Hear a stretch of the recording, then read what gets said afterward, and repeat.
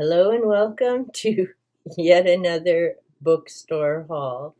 And yes, I know, Ven, you're going to get huge mileage out of this because this is three major bookshops since the end of September. And this should be it for a little while. I have two books on the way from Amazon, and the first one is The Old Nurse's Story, which was a recommend read, and I'm looking forward to that. The other book is The Five, which I just heard a review about that. That relates to the five women who were the victims of Jack the Ripper. The Amazon prices are a lot different than what I paid at my local thrift store, and they were 30% off to boot. So there we go. I actually now have, well, when those two books arrive, it means I will now have 30 new to me books. Yes, there is a reason I call myself a bookaholic, and I'll explain that a bit when I get to the next book I talk about. But when I walked into my thrift store, and they have 3 shelves of $1 books, and I found Stephen King, Nightshift, and Skeleton Crew. So 2 collections of short stories.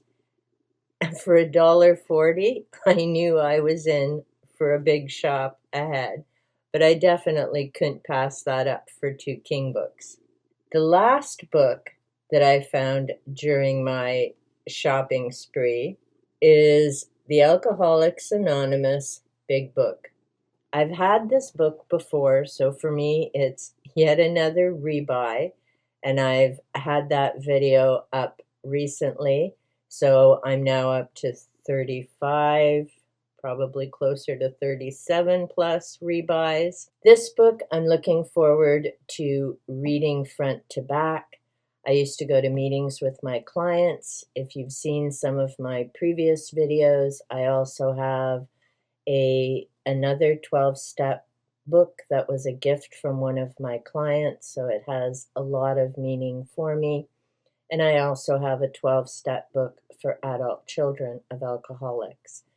So although this isn't the program that was the key for me to making changes, partly because I tend to do that type of thing privately or with a few trusted close individuals, there is a lot to the AA program. I am grateful to Bill W. for having started it. It's helped so many people. There's the one day at a time mindset, which I am a firm believer in. There are just a lot of great things to the program. And if you've done any of the work by Julia Cameron or read any of her workbooks, The Artist's Way, and others that I've mentioned, that's based on her experience with the 12-step program, which is why the program she has set up, whether it's for a creative block or a mental block, it's set up in 12 weeks. So it's a wonderful tie-in. And yes, I do joke about being a bookaholic. I'm sure after these last few book haul videos, some people may be wondering if I seriously have to start addressing that. And I think I'm probably pretty good for now. I've just upped my personal library by 70 books in the last month. But 2 of those shops were at 30% off, so it was a huge savings because it would have cost me so much more to purchase these books new, and I definitely couldn't have done this at Indigo. Actually, we were joking at the checkout this time. I love going to my thrift store because I have great conversations with the employees, book recommendations, so many great things. I just love in-store shopping. I just bought 28 new to me books for $88. And if I'd gone to Indigo, I maybe would have got 3 if I was lucky. Yeah, I just can't help it. So it's probably good I don't drive anymore because my thrift store is only a 10-minute drive away. So I'd probably be shopping a whole lot more if I had a car to get there. But thankfully, my sweet hubby drives me and I just go have fun. But I've now spent the money I had put aside for books, so I'm going to behave for a bit. I picked up 2 Dan Browns. This one is Inferno, excellent condition, hardcover, $5, not because it was reduced, and Deception Point. This, I believe, was before he even wrote the Da Vinci Code, and this is $4. So, I mean, again, you can't say no to those prices. And yes, my Dan Brown collection is growing. I still need to read The Lost Symbol. Another book that I found as I was browsing through, and it's Ghosts, so of course I'm going to buy it. This is called Haunted Heritage. This is by Michael Norman and Beth Scott, a definitive collection of North American ghost stories. Looking forward to that. In that same area, I found, and this is again a hardcover, excellent condition, a George Newry, Night Talk. Be careful in the dark, they're here. I've done a deep dive on my other 2 George Newry books, Worker in the Light and Talking to the Dead. Looking forward to this read. It isn't that I believe everything that George says, and I have questions about some of the people on his program, whether that's the Coast to Coast radio broadcast or his program on Gaia TV, which is into double-digit seasons. He's either into 15 or 16 by now. But I find it a fascinating read because I enjoy topics outside of the box, and I enjoy hearing what other people have to say and how they come up with those ideas. My most expensive book, because the new releases are a little bit more, this one is $7.49, so I mean still a very reasonable price. And this is The Witches of Moonshyne Manor. This is by Bianca Marais. Why were we taught to fear witches and not the men who burned them? Excellent question, and I'm looking forward to this read.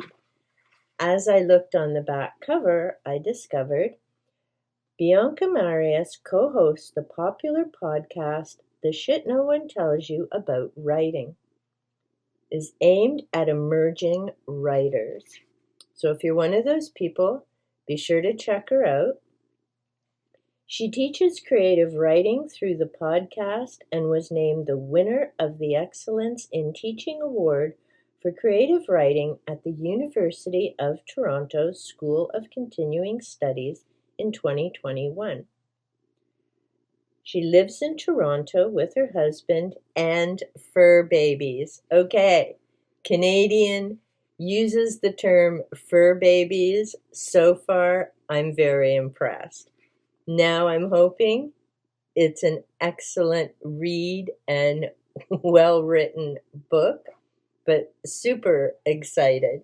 And that's not a bad thing about writers from any other countries, but just like trying to find other YouTubers who are Canadian, we tend to be, I don't know if it's quiet or we just don't get noticed, but it's always exciting to find fellow Canadians who are doing well and getting acknowledged and recognized for what they do. I very much enjoy that. These 2 I picked up for the Mystery Reads book event. This is Kathy Reichs. Last year I read a Kathy Reichs and 2 Patricia Cornwell. I've done a video on that. I came across Wilbur Smith, and I was thinking, the name sounds awfully familiar. Why? And then I remembered years ago someone had recommended Wilbur Smith and his books on ancient Egypt. And these are fictional. This is The Quest. It's a hardcover. Another hardcover that I found was Warlock. I may have read this one. It was years ago, and all I can remember is it had to do with ancient Egypt, which I love reading about. Fiction, nonfiction is just a time period I enjoy. And then I found a paperback, The Sunbird, which also has to do with ancient Egypt. So again, super excited because hardcovers, $5 each, is an excellent price, 30% off, even better. Now, and I'm trying to decide which books to talk about next. This one I picked up because I've heard so much about it. This is Dr. Wayne Dyer. He's not someone who really resonates with me, but this is Change Your Thoughts, Change Your Life, Living the Wisdom of the Tao. I'm going to give it a read because I've heard so many people talk about it. But like I say, he isn't an author that really resonated for me. I have another book of his that I started a while ago from another book haul. Haven't quite got to finishing that yet. So I'll give these a try, and hopefully they both resonate with me this time. The next few books I talk about, I bought because of the author name as well as the subject. This is Hans Holzer. If you've seen my reference book video or books I'll never read, they're massive, meaning I won't read them front to back, but I refer to them. I have a Hans Holzer, his Ghosts and Witches, Chunkers, Where the Ghosts Are, the ultimate guide to haunted houses. Now, Holzer isn't one of the current names you will find in the paranormal. This book is from 1995, but if you're familiar with Ed and Lorraine Warren, you have likely heard of Hans Holzer. He's a parapsychologist. Another book that I picked up because of the author's name, this is Ted Andrews, How to Meet and Work with Spirit Guides. I have Ted Andrews' Animal Speak, which I've used to work with animal guides for literally decades now. I have his Nature Speak, which I need to reread, and that's to do with the plants, landscape, all of that. I very much enjoyed Ted Andrews' work. It's easy to follow. It's not woo-woo stuff. And I really wish I'd had an opportunity to meet him. He sounds like an incredible individual. I found another Hans Holzer, The Psychic Side of Dreams. This will be an interesting read. I've kept dream journals for probably close to maybe 30 years. Jot down dream recall. I go back through it. I interpret them based on what the items in my dream mean to me. So I don't have a dream symbol journal because what a house represents to me or what a dog represents to me could be very different than what it represents to someone else, because it has to do with our life experiences, what we've read, what we've heard, what we think. So to me, dream analysis is very personal. But I am curious to see what Hans Holzer has to say about it. The other buy, because of the author's name, was Touched by Heaven's Light, Inspiring Personal Glimpses into the Afterlife This is by Brad Steiger and Sherry Hansen Steiger. And I mentioned him in the last book haul video because I had found another of his works. I have other works by him. So again, this is a name who may not be in the current discussions of the paranormal, but certainly was big in the day. And it was a great ghost book time, which is unusual because I don't usually find very many ghost books when I'm there, but I was excited to find this one. This is Ghost Stories of California. This is by Barbara Smith. And yes, it's another one from the Ghost House collection. This is book number 3. I am curious to see that the author is Barbara Smith, who, by the way, is Canadian. I have a couple of her Ontario ghost books, but this one has to do with stories from California.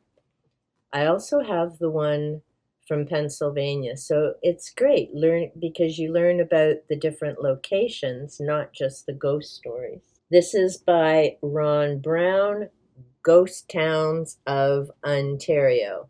And hey, it's always nice to find out about my own province.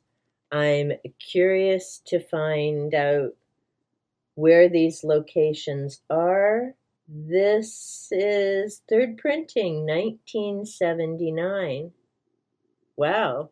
So it's an older book, and I know it's an older book and must be a library discard because it has the old library card pouch in it. So here we have he has it broken down into the St. Lawrence lowland, Lake Ontario shoreline, Ontario's western plains, the Queen's Bush, Roads of Broken Dreams, Round the Bay, and the mining towns of southern Ontario. So this will not only be a great book to read in terms of ghost stories, but a great way to learn about my province. And I love, he also includes maps.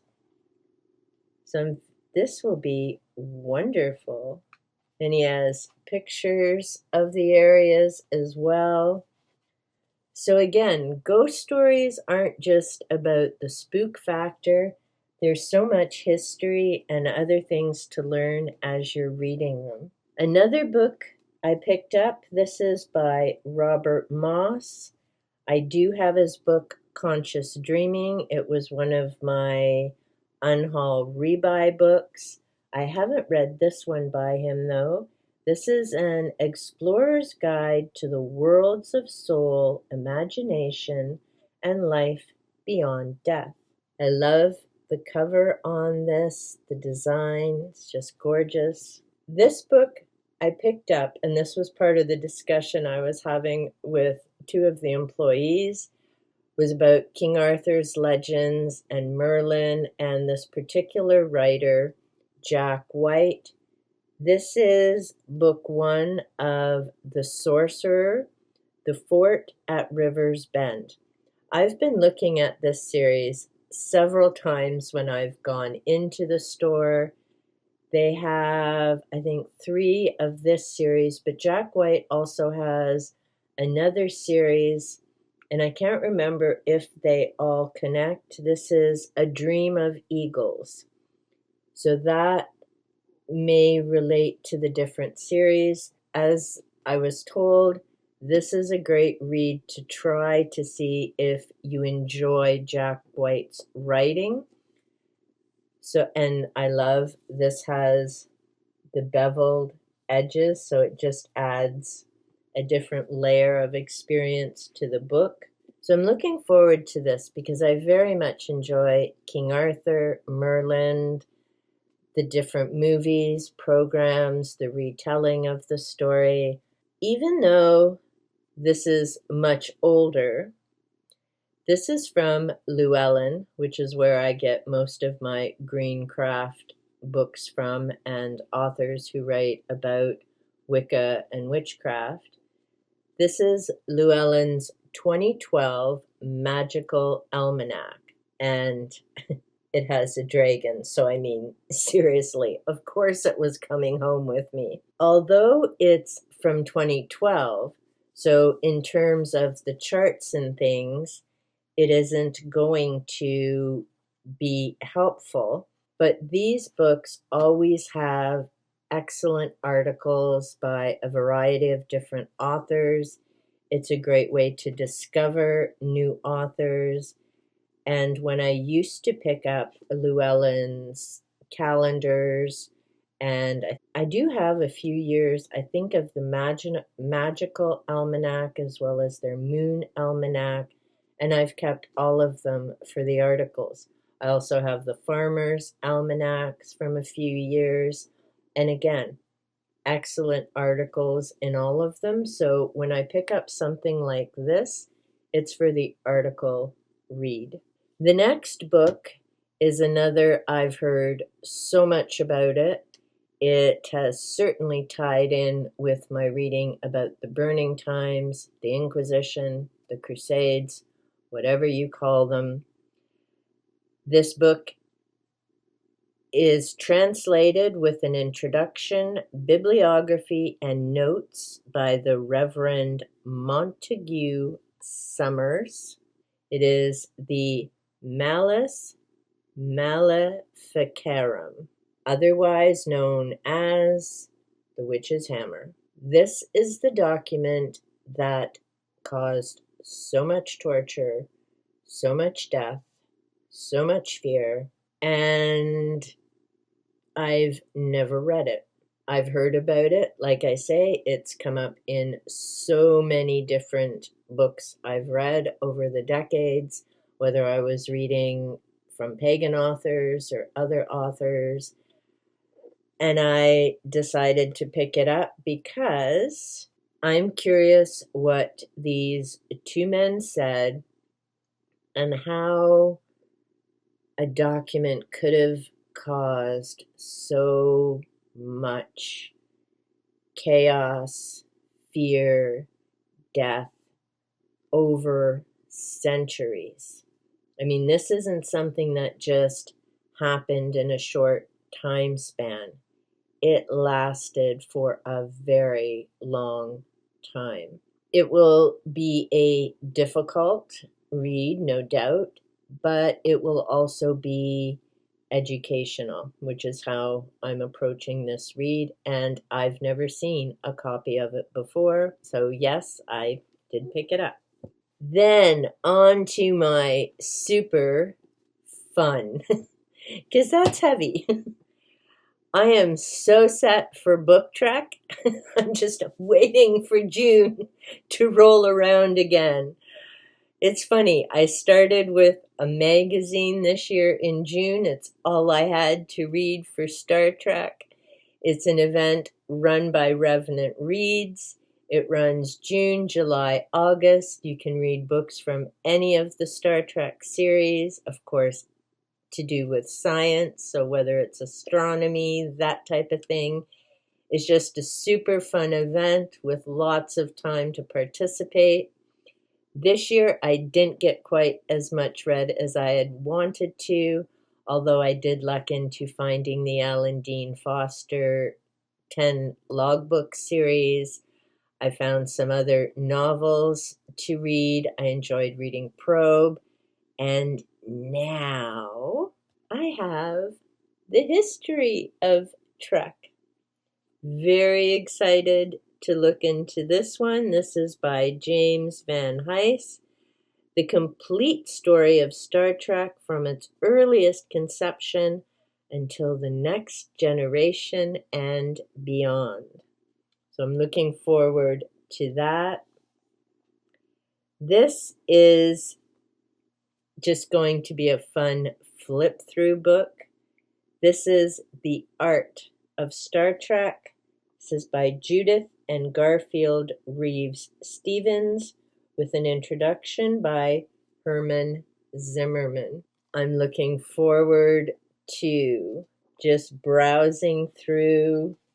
There's information, there's a variety of photos. the original series, the different costumes. It's just going to be a fun, fascinating read, Deep Space Nine. That will be great. Next, the Star Trek The Next Generation Companion, a complete show-by-show guide to the Smash television series, includes more than 150 photos. This has been revised and updated to include all 7 seasons and the Star Trek Generations motion picture. This is by Larry Nemec. Not sure if I pronounced that correctly. I'm definitely an original Star Trek fan. I mean, my nickname in high school was Spock. And I enjoyed The Next Generation as well. There were some excellent characters there. Looking forward to going through this. The final book that I found, well, the final book that I picked up, the Trek Encyclopedia. This is the 2nd edition.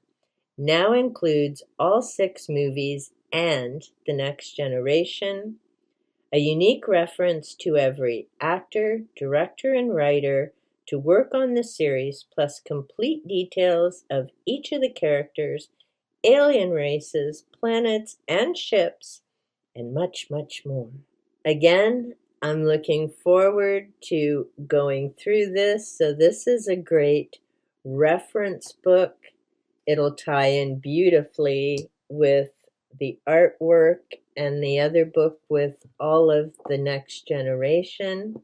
So I am definitely set to trek out for Book Trek in summer 2025. Like I say, some of my books tied in with upcoming book events. Others had to do with the authors.